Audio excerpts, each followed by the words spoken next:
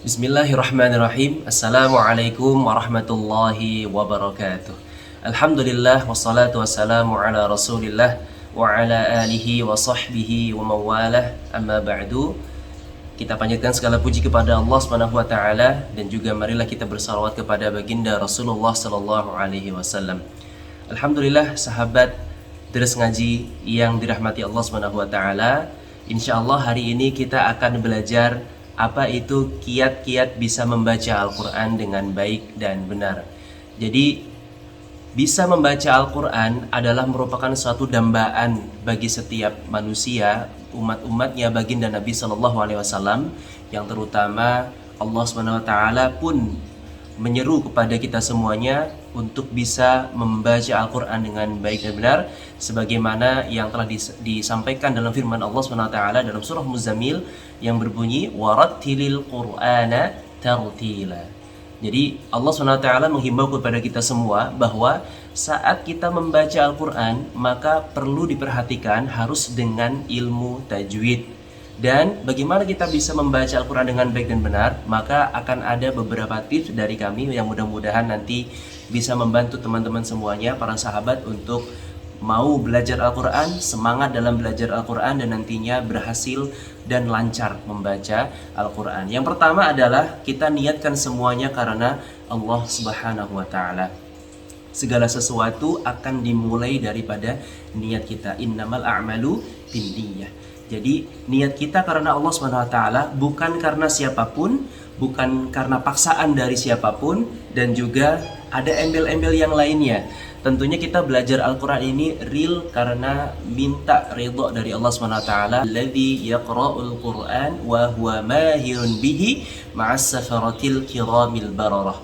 Barang siapa yang bisa membaca Al-Quran dengan baik dan benar, dengan bagus dengan tajwidnya, maka akan dibersamai oleh malaikat safaratil kiramil bararah. Jadi kemuliaannya sangat-sangat agung di sisi Allah SWT, bahkan sampai diberikan keutamaan dinaungi oleh malaikat-malaikat safarah kiramil bararah. Jadi niat pertama karena Allah Subhanahu wa Ta'ala. Kemudian yang kedua adalah kita harus mencari guru atau lembaga Al-Quran yang bisa memfasilitasi kita dalam latihan, dalam proses belajar, dan juga proses untuk mengupgrade kemampuan bacaan kita. Sekarang ini banyak sekali lembaga-lembaga Al-Quran yang bisa memfasilitasi. Silakan teman-teman bisa cari, browsing, atau tanya teman ya, atau nanti tulis di kolom komentar lembaga mana yang paling bagus untuk bisa kita mempelajari Al-Quran, baik itu secara tatap muka langsung atau secara online, teman-teman. Nah, jadi kita mesti cari tempat yang bagus untuk belajar Al-Quran, dan harus ada guru yang bisa membimbing, guru yang profesional, guru yang memiliki kualitas bagus dalam bacaan Al-Quran. Karena saat kita membaca Al-Quran, maka sesungguhnya proses duplikasi antara bacaan guru dengan kita itu disamakan. Kita menyamakan bacaan guru kita. Seperti itu. Jadi semua huruf yang diucapkan oleh guru kita, seperti huruf hijaiyah, sifat-sifat hurufnya, hukum bacaannya, baik itu gunnah, kemudian mat-matnya yang terdapat dalam satu tajwid, maka disitulah kita mencontoh daripada bacaan-bacaan guru kita. Kemudian yang ketiga adalah istiqomah dan bersungguh-sungguh dalam belajar. Ini yang paling sulit, teman-teman, saat kita belajar Al-Quran.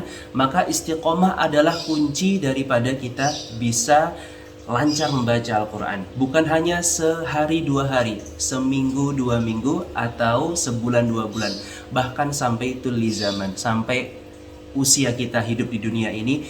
Maka disitulah kewajiban kita untuk terus belajar dan bersungguh-sungguh, ya. Dan bersungguh-sungguh. Kalau kita belajarnya juga hanya sekedarnya dan setengah-setengah, maka hasilnya pun juga akan setengah. Tapi kalau kita insya Allah totalitas bersungguh-sungguh, maka insya Allah Allah yang akan takdirkan kita untuk bisa membaca lancar dan fasih membaca Al-Quran.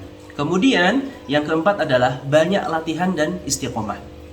Ya, banyak latihan dan istiqomah. Jika dalam sebuah pertemuan dalam halaqah dengan gurunya, biasanya di situ untuk membahas tajwid, untuk membahas materi, untuk mencontohkan, mempraktekkan bacaan Al-Qur'annya, setiap lafadz, huruf, dan juga setiap ayatnya.